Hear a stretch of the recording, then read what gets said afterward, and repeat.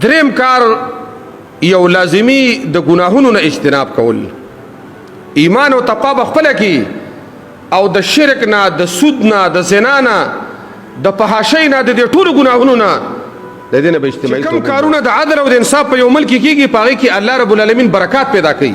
کله به هم چې نبي علیه السلام باندې مشکلات رادل، په تا باندې قرض راغی، پد در باندې راغی، عذاب در باندې راغی، ستا رب شته، هغه لوی الله نه سوال وکړه چې ستا د ملک برکتونه را نازل شي او ستا د قرضونه الله ختم کړي.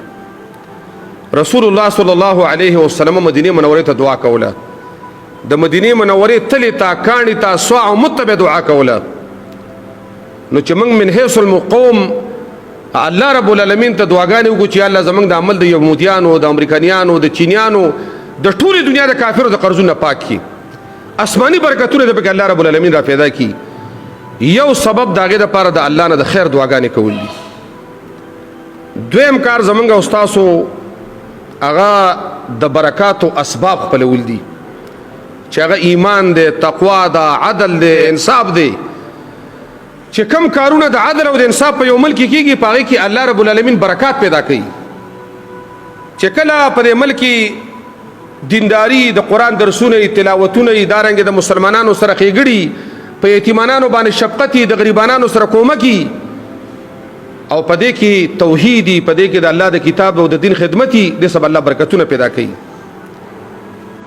دریم کار یو لازمی د ګناهونو نه اجتناب کول، ایمان او تقوا بخپله کی، او د شرک نه، د سود نه، د زنا نه، د فحاشۍ نه، د دې ټولو ګناهونو نه د دې نه به اجتماعي توبه وباسو.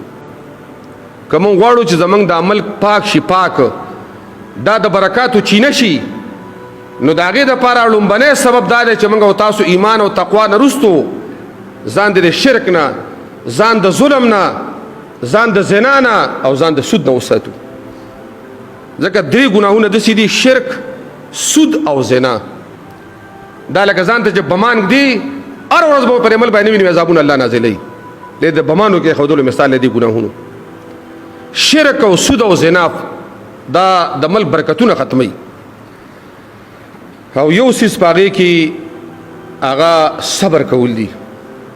کله چې په مسلمانانو باندې مشکلات راشي، لکه خندق کې د نبي علیه السلام ملګري کمزوري شي، ضعیفان شي، په دې ګېړو پسې کاڼي وتړل، هغه لوی الله ته فریادونه وکړل، خو شکوې نه کولې، د الله د نبي هم په دې ګېړه پسې کاڼي تړلي وو. یو ځل یو صحابي وایي زه رالمه، نبي صلی الله علیه وسلم د املا کلکه تړلې مسجد نبوي کې ناست دی. وایي ما دې مشر ملګري نه تپوس وکړو چې د الله نبي څه چل شوی دی، د املا یې کلکه تړلې وه دې پنډو پسې. وایي هغه راته وفرمیل چې دی وږی دی، که د املا پرېږدي غورځېږي. نو زه لاړم، مور ته مې وویل او د مور ما له خوراک تیار کړ، ما د الله نبي تعذیر کړ. محمد رسول الله صلی الله علیه وسلم ژوندی دی او د صحابه کرامو ته په مانځه کې راوګرځېد د لوږې د لاسه.